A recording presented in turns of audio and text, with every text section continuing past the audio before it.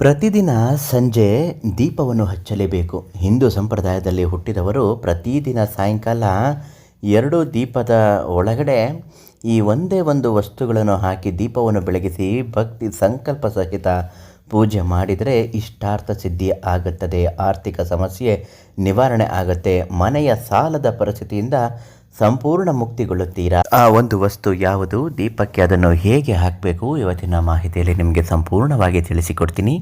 ನಿಮ್ಮ ಜೀವನದ ಯಾವುದೇ ಸಮಸ್ಯೆಗಳಿದ್ದರೆ, ದುಡ್ಡು ಕಾಸಿನ ವಿಚಾರದ ತೊಂದರೆಗಳು, ಹಣಕಾಸಿನಲ್ಲಿ ವ್ಯತ್ಯಾಸ, ಸಾಲ ಬಾಧೆಯ ತೊಂದರೆ, ವಶೀಕರಣ, ಮಾಟಮಂತ್ರ, ಶತ್ರುನಾಶ, ಇನ್ನಿತರ ಯಾವುದೇ ಗೌಪ್ಯ ನಿಗೂಢ ಕಠಿಣ ಸಮಸ್ಯೆಗಳಿಗೆ ಈ ತಕ್ಷಣ ಪಂಡಿತ್ ಶ್ರೀ ಮಂಜುನಾಥ ಗುರುಗಳಿಗೆ ಒಂದು ಕರೆ ಮಾಡಿ. ಅವರು ನಿಮ್ಮ ಪ್ರತಿಯೊಂದು ಸಮಸ್ಯೆಗೂ ಶಾಶ್ವತವಾಗಿ ಪರಿಹಾರವನ್ನು ನೀಡುತ್ತಾರೆ. ಮಂಜುನಾಥ ಗುರುಗಳು ತಿಳಿಸಿರುವ ಹಾಗೆ ದೀಪ ಹಚ್ಚುವ ಸಮಯ ಮುಸ್ಸಂಜೆ ಸಮಯ, ಗೋಧೂಳಿ ಸಮಯ ಅಂದರೆ 6 ಗಂಟೆಯಿಂದ 7:30 ನೀವು ಸಂಜೆ ಕೈಕಾಲು ಮುಖ ತೊಳೆದುಕೊಂಡು ಮಹಾಲಕ್ಷ್ಮಿಯನ್ನು ಪೂಜಿಸಿ ಪ್ರಾರ್ಥಿಸಿ ದೀಪವನ್ನು ಹಚ್ಚುವಾಗ ಈ 2 ವಸ್ತುಗಳು, ಒಂದು ವಸ್ತು ಮಹಾಲಕ್ಷ್ಮಿಯ ಅದೃಷ್ಟದ ಪೇಟೆಂಟ್ ಅಂತ ಹೇಳ್ತಾರೆ, ಡಾಲರ್, ಮಹಾಲಕ್ಷ್ಮಿ ಇರುವಂತಹ $2 2 ದೀಪಕ್ಕೂ ಹಾಕಬೇಕು.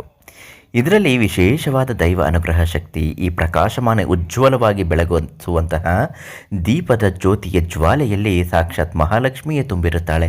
ಮನೆ ತುಂಬ ಬೆಳಕು ಹೇಗೆ ಬರುತ್ತದೋ, ಮನೆಯಲ್ಲಿ ಬೆಳಕು ಎಲ್ಲಿ ತನಕ ಪಸರಿಸುತ್ತಾ ಇರುತ್ತದೋ ಅಷ್ಟು ಮಹಾಲಕ್ಷ್ಮಿ ಮನೆಯಲ್ಲಿ ಕುಳಿತುಕೊಳ್ಳುವಂತೆ ಆಗುತ್ತದೆ.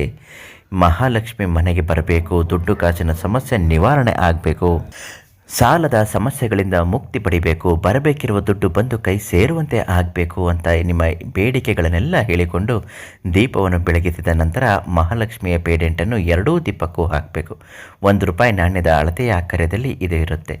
ಈ ಗುರುಗಳು, ಮಂಜುನಾಥ ಗುರುಗಳಿಂದ ಈ ಪೇಡೆಂಟನ್ನು ಕೇಳಿ ಪಡೆದುಕೊಳ್ಳಿ. ಮಹಾಲಕ್ಷ್ಮಿಯ ಡಾಲರನ್ನು ಅವರು ನಿಮ್ಮ ಮನೆಗೆ ಕಳಿಸುತ್ತಾರೆ. ಕಷ್ಟದಲ್ಲಿದ್ದರೆ ಅದನ್ನು ನಿಮಗೆ ತುಂಬ ಬೇಗ ನೀಡ್ತಾರೆ.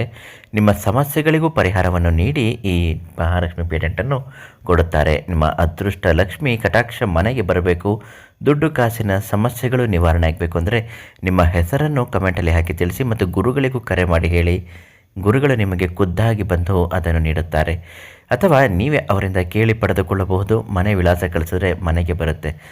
ಫೋನ್ ಕರೆ ಮುಖಾಂತರ ಅದನ್ನು ಹೇಗೆ ಉಪಯೋಗಿಸಿಕೊಳ್ಬೇಕು, ಯಾವ ವಿಧಾನದಲ್ಲಿ ಪೂಜೆ ಪುನಸ್ಕಾರಗಳನ್ನು ಮಾಡಬೇಕು ಅಂತ ಅವರೇ ತಿಳಿಸ್ಕೊಡ್ತಾರೆ. ಅದರಂತೆ ಮಾಡಿ, ತುಂಬ ಒಳ್ಳೆಯದಾಗುತ್ತೆ. ಸಾವಿರಾರು ಜನರಿಗೆ ಇವತ್ತರೆಗೂ ಕೊಟ್ಟಿದ್ದಾರೆ. ಎಲ್ಲರಿಗೂ ಒಳ್ಳೆಯದಾಗಿದೆ, ನಿಮಗೂ ಕೂಡ ಒಳ್ಳೆಯದಾಗುತ್ತೆ.